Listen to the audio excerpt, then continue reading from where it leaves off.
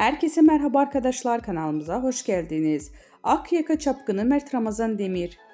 Yalı çapkınıyla yıldızları parlayan Mert Ramazan Demir, dizideki partneri Afra Saraçoğlu ile biten ilişkisinin ardından yeni bir aşka yelken açtı.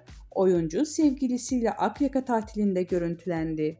Mert Ramazan Demir, Yalı Çapkını'nda başrollerini paylaştığı Afra Saraçoğlu'yla ilişkisi magazin dünyasına damga vurmuştu.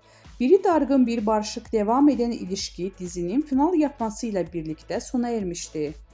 Demir, Saraçoğlu'nu hayatından tamamıyla çıkardı ve yeni bir ilişkiye başladı. Geçenlerde tenis turnuvasında birlikte görüntülenen sevgilisiyle ilk kez Bodrum'da objektiflere takıldı. Mert Ramazan Demir'in yeni sevgilisi önceki gün Akyaka'daki bir otelde plajında görüntülendi.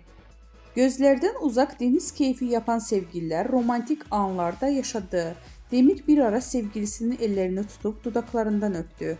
Oyuncunun yeni kız arkadaşı sosyal medyada Afra Saraçoğlu'na benzetildi.